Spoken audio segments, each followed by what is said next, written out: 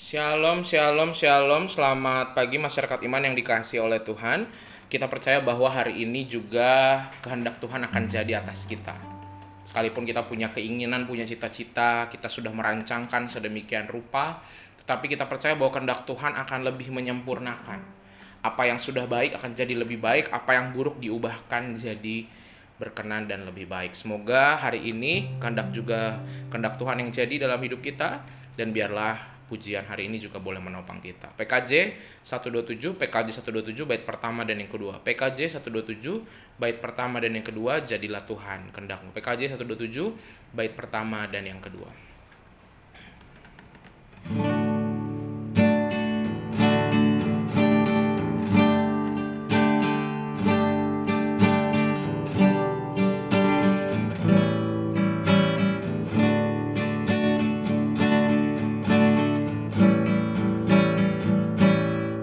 Jadilah Tuhan kehendakmu, ku tanah liat di tanganmu. Bentuklah aku sesukamu, aku nantikan sentuhanmu.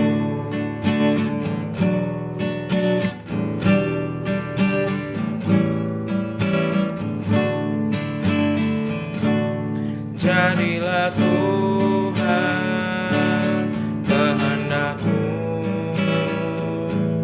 sucikan hati pikiranku, tiliklah aku dan ujilah ku di depanmu, sujud sembah. Mari kita berdoa. Tuhan, kami percaya bahwa kehendak Tuhan yang akan jadi hari ini. Dan ketika kami rindu kehendak Tuhan yang jadi, maka biarlah pertama-tama hati kami disucikan dulu, pikiran kami diluruskan, dan biarlah kami datang di hadapan-Mu dengan hati yang senantiasa berarak dan berharap hanya kepada kasih anugerah Tuhan. Kami serahkan ya Tuhan pembacaan firman Tuhan hari ini, hanya dalam nama-Mu kami berdoa dan akan selalu bersyukur. Amin. Bapak Ibu Saudara, bersama-sama kita akan buka firman Tuhan yang terambil dari Ulangan, kitab Ulangan 22, Ulangan 22 ayat 1 sampai 4. Ulangan 22 ayat 1 sampai 4. Ulangan 22 ayat 1 sampai 4 akan menjadi bacaan kita pada pagi hari ini. Ulangan 22 ayat 1 sampai 4. Dengarkanlah sabda Tuhan. Apabila engkau melihat bahwa lembu atau domba saudaramu tersesat, janganlah engkau pura-pura tidak tahu. Haruslah engkau benar-benar mengembalikannya kepada saudaramu itu. Dan apabila saudaramu itu tidak tinggal dekat denganmu dan engkau tidak mengenalnya, maka haruslah engkau membawa hewan itu ke dalam rumahmu. Dan haruslah itu tinggal padamu, sampai saudaramu itu datang mencarinya. Engkau harus mengembalikannya kepadanya.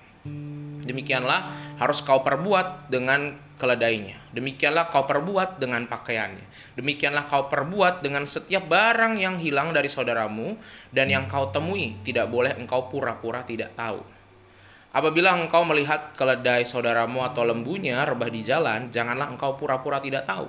Engkau harus benar-benar menolong, membangunkannya bersama-sama dengan saudaramu itu.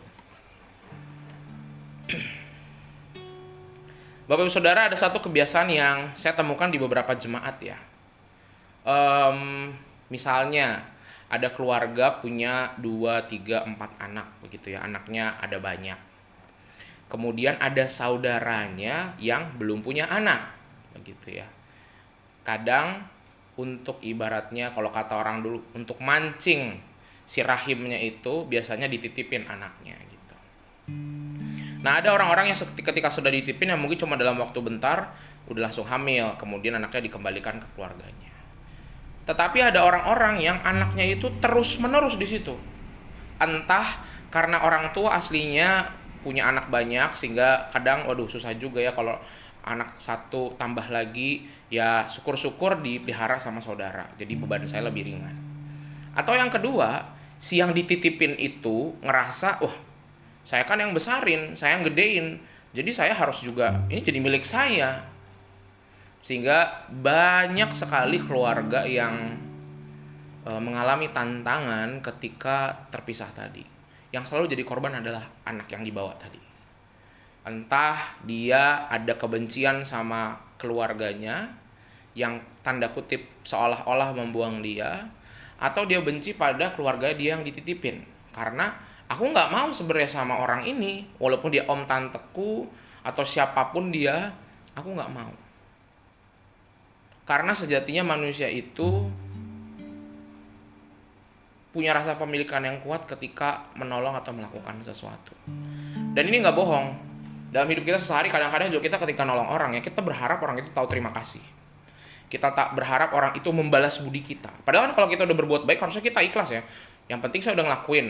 Ibaratnya upah saya adalah ketika saya udah berbuat baik, Tuhan lihat, udah cukup itu. Orang itu nggak harus kok balas budi ke kita. Kalau dia balas budi sama kita berarti kita pamrih.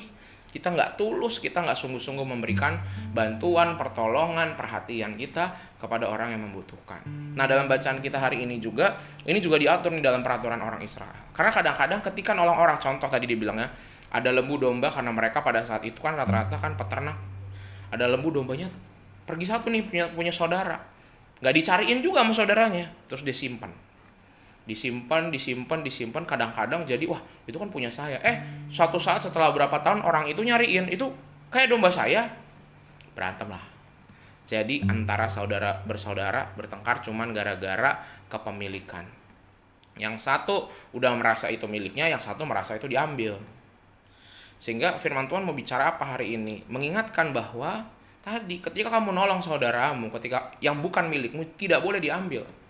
Kan Tuhan juga dikasih hukum ke-10 kan, dibilang jangan mengingini barang milik saudaramu gitu ya. Kalau kamu ngambil walaupun kamu cuma tujuan baik si domba ini dilepas dari kandang, tetap aja harus kamu kembaliin satu saat nanti. Itu baru bicara domba. Tadi dibilang juga pakaian kamu pinjam, jangan lupa balikin. Begitu juga misalnya tadi kaitannya sama keluarga.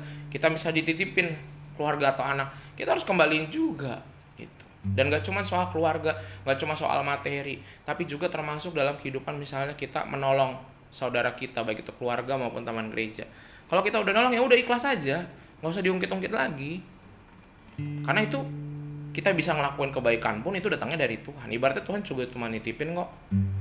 Sehingga mari sama-sama, kalau hari ini kita ngerasa orang lain tuh utang sama aku, tanya dulu nih, kita pikirin baik-baik.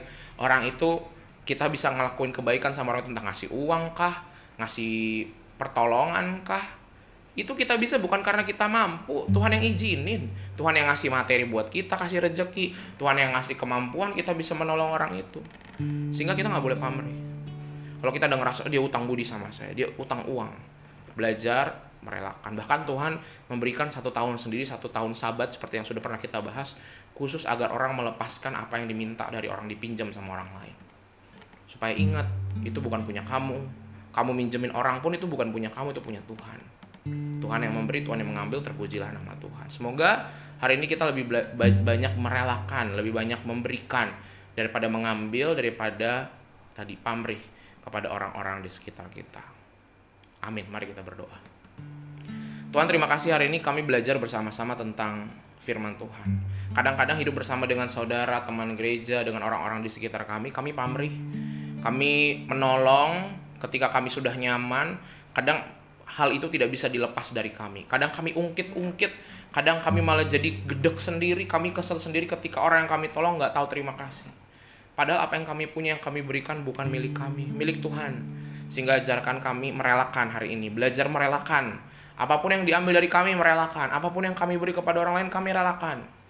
Dan biarlah Tuhan, kami menjadi orang-orang yang sungguh-sungguh menyadari milik kami, hidup kami adalah punya Tuhan. Kami serahkan ya Tuhan, hidup kami hari ini hanya dalam nama-Mu kami berdoa. Amin. Selamat pagi, Tuhan Yesus memberkati, tetap bersemangat.